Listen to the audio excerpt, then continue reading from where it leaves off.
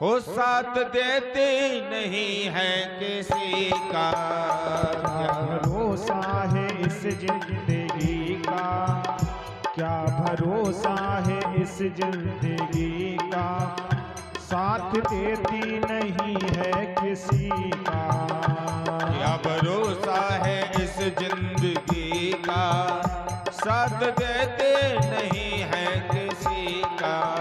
क्या भरोसा है इस जिंदगी का, साथ देती नहीं है किसी का। तो क्या भरोसा है इस जिंदगी का, साथ देती नहीं है किसी का। क्या भरोसा है इस जिंदगी का, साथ देते नहीं है किसी का। क्या भरोसा है इस जिंदगी का, साथ देती नहीं है किसी का। जय हो।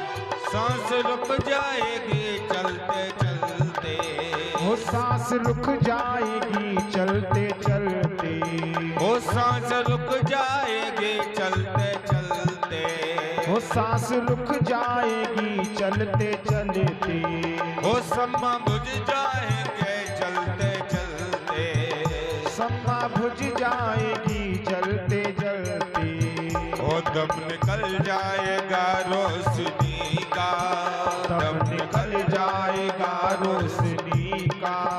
वो साथ देते नहीं है किसी का। क्या भरोसा है इस जिंदगी का, साथ देती नहीं है किसी का।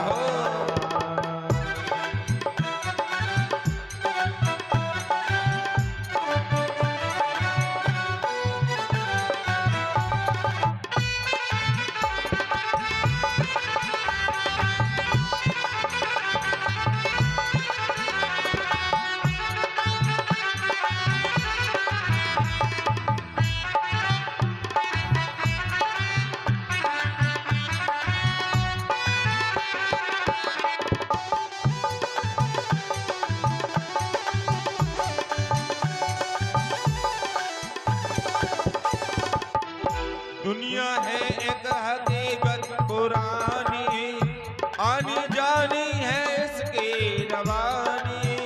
दुनिया है एक हकीकत पुरानी, चलते रहना है उसकी रवानी।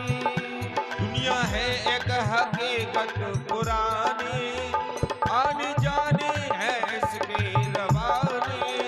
दुनिया है एक हकीकत पुरानी, आनी जानी है उसकी जवानी।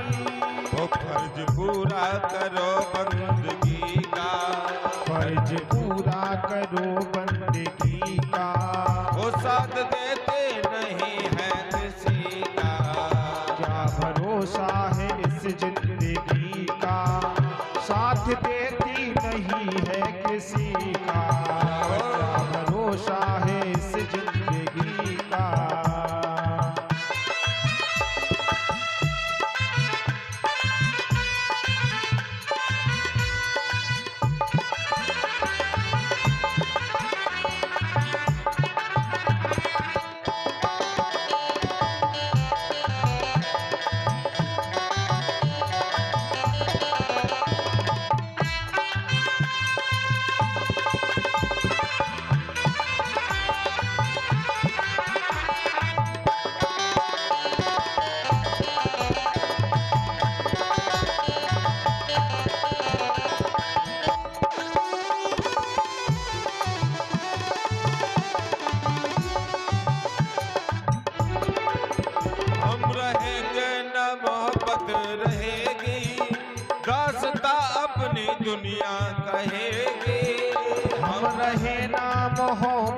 रहेगी, दास्तां अपनी दुनिया कहेगी।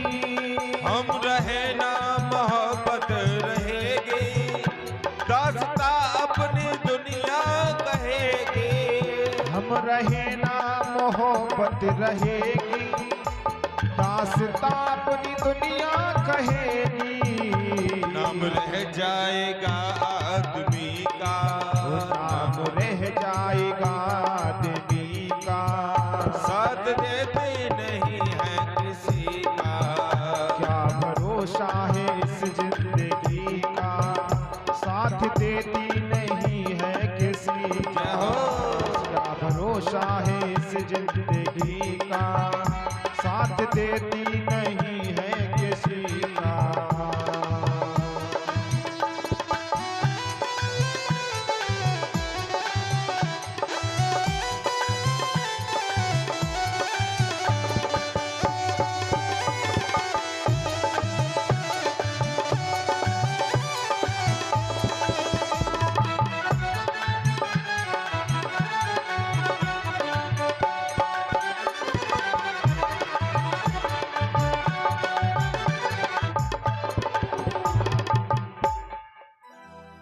तू यहाँ मुसाफिर है, ये सराय पानी है। 4 रोज महिमा की तेरे जिंदगानी है।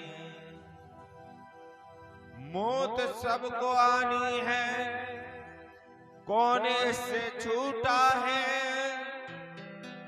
तू समान ही होगा, ये ख्याल झूठा है। मौत ने जमाने को क्या समा दिखा डाला, अच्छे अच्छे रुस्तमों को खाक में मिला डाला। वो क्या भरोसा है इस जिंदगी का, साथ देती नहीं है किसी का।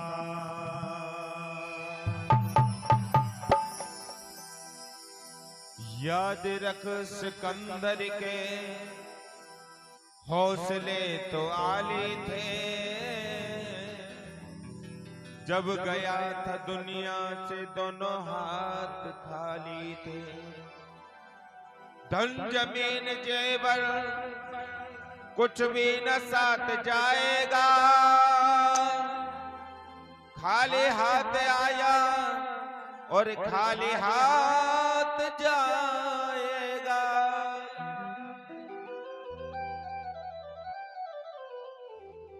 सुखदेव कहते हैं, हे राजन, जिसने जन्म लिया है उसे एक ना एक दिन इस संसार से जाना ही पड़ता है।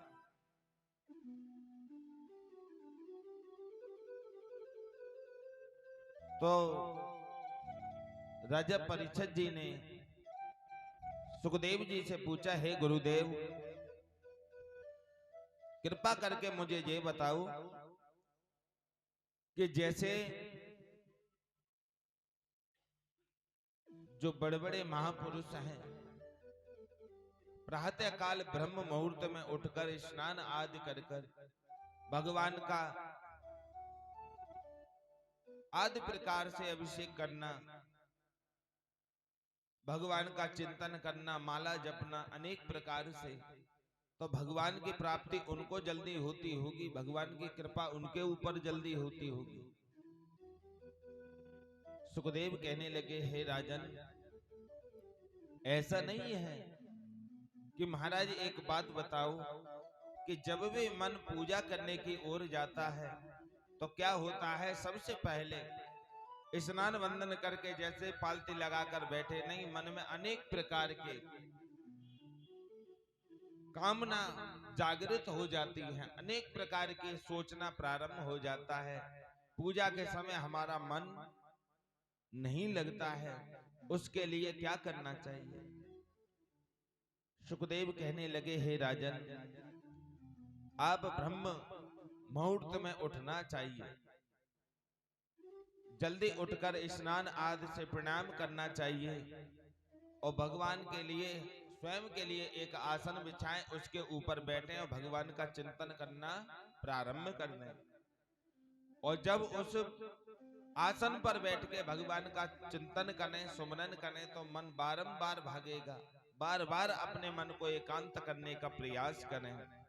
धीरे धीरे समय बीतते बीतते जब एक आसन पे आपको बैठने की आदत हो जाएगी तो मन स्वयं एकांत होने लगेगा।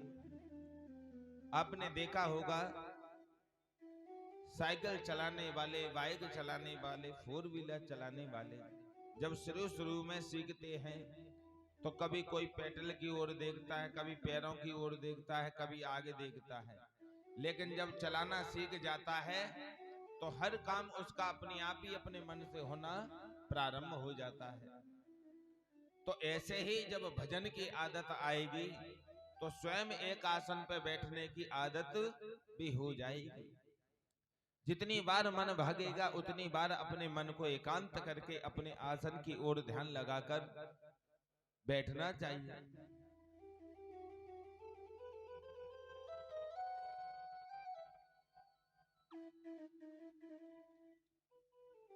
और सुखदेव जी से राजा ने कहा, भगवान मुझे एक बात बताओ, परमात्मा का चिंतन किया, उनका दिव्य स्पंद कैसा है? राजा ने कहा, भगवान सारी सृष्टि में परमात्मा कैसे बनता है, सारी सृष्टि को परमात्मा कैसे बनाते हैं और कैसे उसे उपदेश देते हैं, आप जरा मुझे विस्तार से सुनाइए। और भागवत धर्म क्या है, इस भागवत के उपदेश क्या हैं? पहले सुखदेव कहते हैं, पहले नारायण ने ब्रह्मा को दिया, फिर मुझे दिया, बताइए। आचार्य सुखदेव जी कहने लगे, हे राजन, सारी सृष्टि में पहले कुछ नहीं था,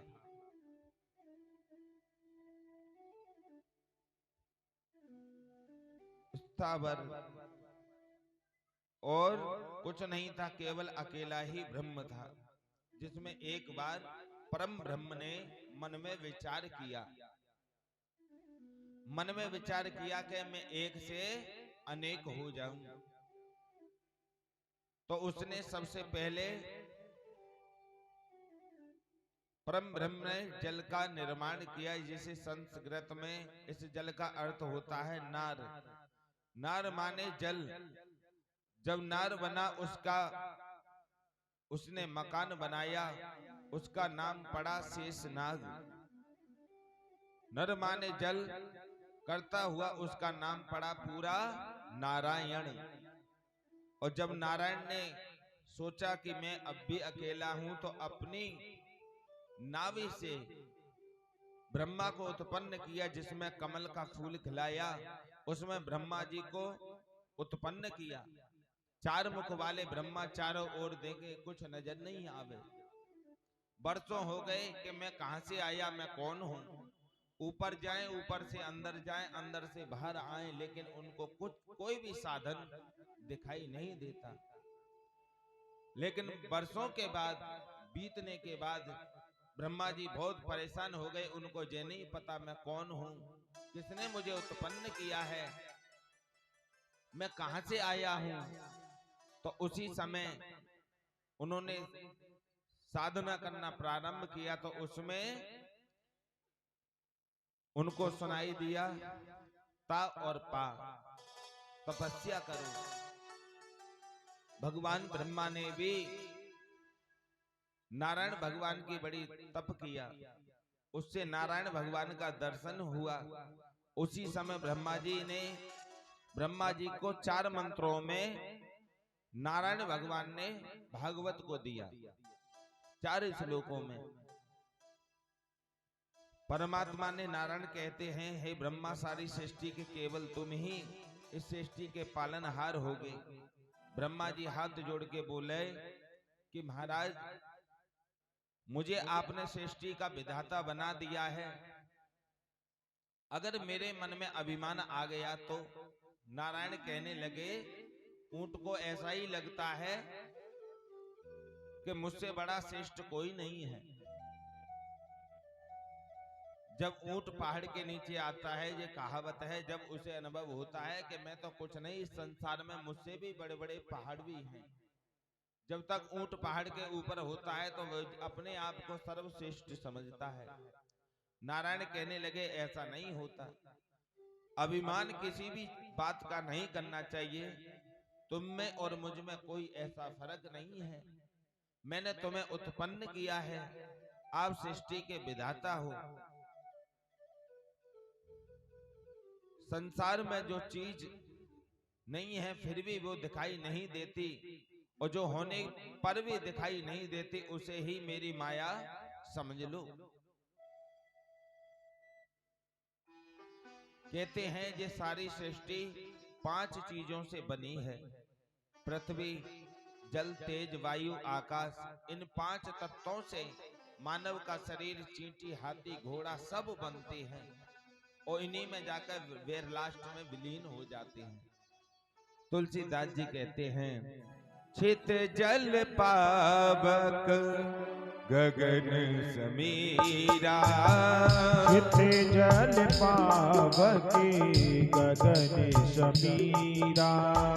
छित जल पावक गगन समीरा। छित जल पावक गगन समीरा। पंच रहित ये अधम शरीरा। पंच रहित यह अधम शरीरा। पंच रहित जे अधम शरीरा। पंच रहित यह अधम शरीरा। श्री राम जय राम, जय जय राम।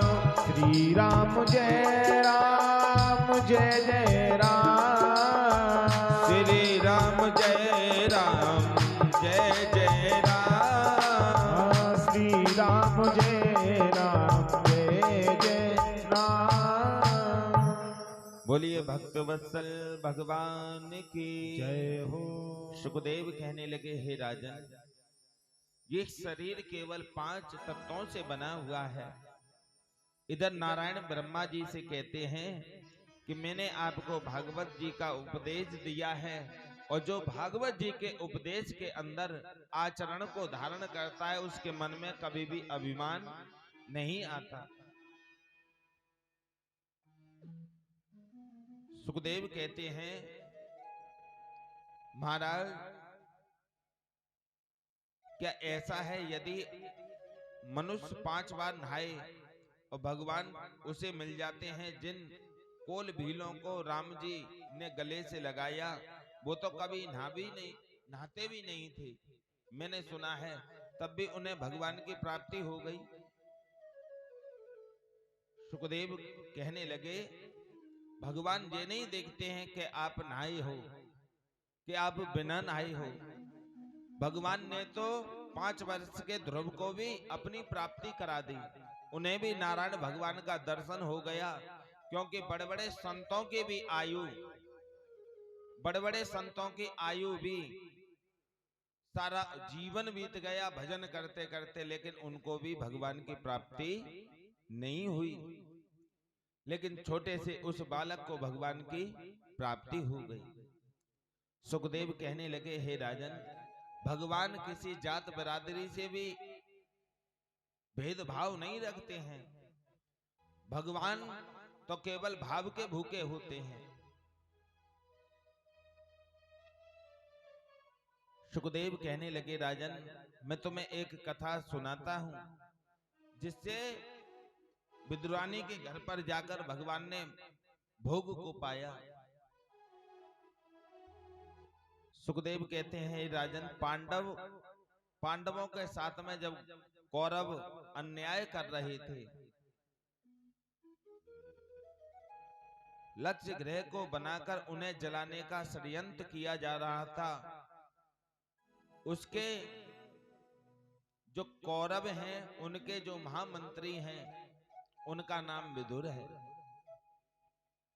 विदुर जी ने को अच्छा नहीं लगा। यहां भी पांडव स्नान करने के लिए जाते हैं, तो जितने भी कौरव हैं उन्हें मारने के लिए गहरा सा गड्ढा खोद देते हैं कि जहां पर उन पांडवों का स्नान हो। स्नान करने के लिए जाएंगे, जल में डूब के ही मर जाएं। कभी घर जलाने का षड्यंत्र रचाते हैं, किसी ना किसी टेक्निक के द्वारा उन्हें मारने का प्रयास, उन्हें मारने का कोई ना कोई उपाय ढूंढते हैं। लेकिन विदुर जी को ये बातें अच्छी नहीं लगी। एक दिन आकर विदुर जी दशरथ जी से हाथ जोड़ के प्रार्थना की, हे महाराज, आपको कम से कम अपने बाहर की आंखों से दिखाई नहीं देता, लेकिन आपको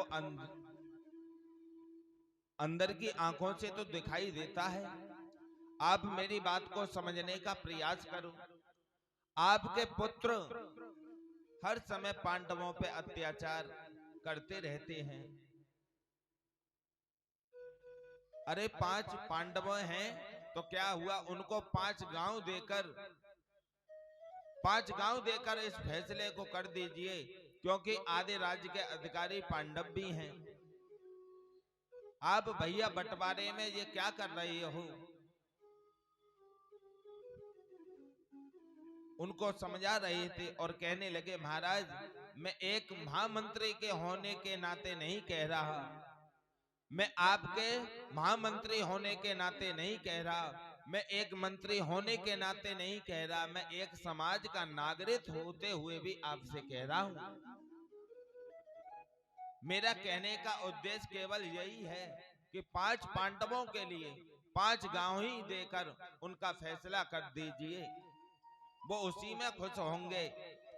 लेकिन आपके घर में महाराज जो आपका बड़ा पुत्र है वो बड़ा दुष्ट है, जिसका नाम दुर्योधन है, वो आपके वंश को ही नष्ट कर देगा, आपके खानदान को ही बर्बाद कर देगा। देखो महाराज, एक गांव के जलने से अगर एक शहर की रक्षा होती है तो करनी चाहिए। एक शहर में आग लगने से महानगर की रक्षा होती है तो उसका कोई पाप नहीं लगता। एक घर में दुष्ट व्यक्ति हो, उसका त्याग करने से अगर सारा परिवार सुखी रह सकता है, उसका त्याग करने से कोई पाप नहीं लगता। उसी समय दुर्योधन का आगमन हो गया। दुर्योधन ने कहा, वाह मंत्री वाह, नमक हमारा खाते हो, भोजन हमारे घर करते हो, लेकिन पांडवों की बढ़ाई करते हो और मेरे खिलाफ मेरे पिता को भड़काते हो, तुम्हें लाज नहीं आती? हमारे घर मंत्री रहते हो, पांडवों की बढ़ाई करते हो, तुम योग नहीं हो, तुम इस मंत्री पद लायक नहीं हो। ऐसे मंत्री को हम अपने यहां पर नहीं रख सकते। दुर्योधन के इतने से वचन सुनकर विदुर जी कहने लगे, हे दुर्योधन, मुझे आपके इस नौकरी की भी कोई परवाह नहीं है। मेरा मंत्री पद जाए तो हमेशा के लिए चला जाए, मुझे इसकी कोई परवाह नहीं है, लेकिन मैं असत्य का साथ नहीं दे सकता। मैं आपके साथ में अधर्म के मार्ग में नहीं चल सकता। विदुर जी ने मंत्री पद का त्याग कर दिया। अपनी पत्नी विदुरानी के पास पहुंचे। आज महात्मा विदुर ने कहा, देवी, सारा झंझट खत्म हो गया। विदुरानी ने पूछी, महाराज, झंझट कैसा? कि झंझट जे देवी, आप रोज कहती थी ना कि भजन करो, चिंतन करो, सारा जीवन बीता जा रहा है, लेकिन अब हमें कोई रोकने टोकने वाला नहीं है। हे विदुरानी, यहाँ से जब हमें मंत्री पद ही हट गया तो इनका मकान दुकान जो हमारे पास है वो भी त्यागना पड़ेगा। इस दुर्योधन के पास ही रहने से कोई फायदा नहीं है। विदुर जी नगर के बाहर गए हैं, यहाँ कदली फल का वन है। कदली फल कहते हैं केले के वन को। केले के वृक्षों को विदुर जी ने अपनी उसी वन में जाकर केले के वृक्षों के बीच में बड़ी सुंदर पर्ण कुटिया को बनाया है। उसमें विदुर और विदुरानी वास करने लगे। रोजाना भगवान का चिंतन करते हैं, परमात्मा का सुमरन करते हैं। लेकिन एक दिन हस्तिनापुर नगरी बड़े सुंदर भाव के साथ में सजाई जा रही है। ऊपर से नीचे तक पुष्पों के जगह जगह पुष्पों के तोड़े बंधे हुए हैं। नीचे पुष्पों के मार्गों में पुष्पों की बौछार हो रही है। पुष्पों की रास्ता सजाई जा रही है। गुलाब जल का, इत्रों का छिड़काव किया जा रहा है। लाखों नर नारियां हस्तिनापुर नगरी को सजाने का प्रयास कर रही है। विदुरानी ने विदुर जी को जैसे हस्तिनापुर नगरी को सजाया हुआ देखा तो नजर पड़ी, तो विदुरानी ने बड़े भाव के साथ में पूछा, स्वामी, ये प्रातः काल की बेला में ये पूरी हस्तिनापुर नगरी, पूरा शहर सजाया जा रहा है, क्या बात है? विदुर जी बड़े गदगद होकर बोले, देवी तुम्हें नहीं पता? पूरे नगर को पता चल गया, हमारी पत्नी को यही नहीं पता कि क्या हो रहा है, कि क्या हुआ ऐसा। बोले तुम्हें पता नहीं, आज श्री द्वारकाधीश कौरव और पांडवों का फैसला करने के लिए शांति दूत बनकर हमारी इस हस्तिनापुर नगरी में पधार रहे हैं। विदुरानी बड़ी हर्षित हो गई और हर्षित होकर बड़ी झूमने लगी और मन में मयूर रूपी मोर नाचने लगे। कहने लगी, आज हमारे वर्षों के बाद में हमें अपने परम इष्ट देवता श्री कृष्ण का दर्शन होगा। लेकिन उदास हो गई और विदुरानी कहने लगी, स्वामी, अगर आप महामंत्री होते, मंत्री होते तो आज तुम्हारा ऐसा सौभाग्य होता कि आप जहां पर द्वारका भगवान जी विराजमान होते, उनकी बगल में ही आपका सिंहासन भी था मंत्री का, तो आपको उनके बगल में बैठने का बड़ा सौभाग्य होता। लेकिन अब क्या है, हम तो एक नागरिक की तरह हो गए, हमारा मंत्री पद भी चला गया, अबे तो हम भीड़ में ही नीचे खड़े होके देखेंगे। अगर आप मंत्री पद पे होते तो मुझे भी भगवान का दर्शन जरा नजदीक से होता तो अच्छा होता। विदुर जी कहने लगे, देवी तुम चिंता मत करो, भगवान कोई पद को, पैसे वालों को और गरीब को किसी को नहीं देखते हैं, वो तो अपने भक्तों के भाव को ही देखते हैं। देवी निराश मत हो और अपने भाव को जरा संभाल के रखो, परमात्मा का चिंतन करो, जैसी उसकी इच्छा होगी वैसा ही हमारे साथ होगा। विदुर और विदुरानी अपनी नगरी की ओर से चले हैं और जब नगरी की ओर से जब चले तो यहाँ पर भगवान का स्वागत करने के लिए दुर्योधन ने जगह जगह पुष्पों के तोड़े लगवाए हैं, पुष्पों के मार्गों को बिछा दिया है। जगह जगह लोग इत्र गुलाब जल लेके खड़े हैं भगवान को छिड़कने के लिए। पूरे हस्तिनापुर में खुशबू ही खुशबू है। अनेक प्रकार के दास दासियां दुर्योधन ने पूरी नगर में लगा रखे हैं। द्वारकाधीश भगवान का रथ का आगमन हुआ। दुर्योधन ने जगह जगह पुष्पों के बौछार करवाना शुरू किया। लाखों के चारों तरफ भीड़ खड़ी है, इधर भी लोग, संत महात्मा आदि लाखों की भीड़ है। दूर दूर तक हाथ दिखाई नहीं देते हैं, सिर दिखाई देते हैं। सबसे पीछे विदुर और विदुरानी एक दीवार से अपने सर को लगाए खड़े हैं। भगवान के रथ का, द्वारकाधीश भगवान के रथ का जब आगमन हुआ, दुर्योधन ने अनेक प्रकार का स्वागत में कोई कमी नहीं रह जाए द्वारकाधीश के लिए, अनेक प्रकार का प्रयास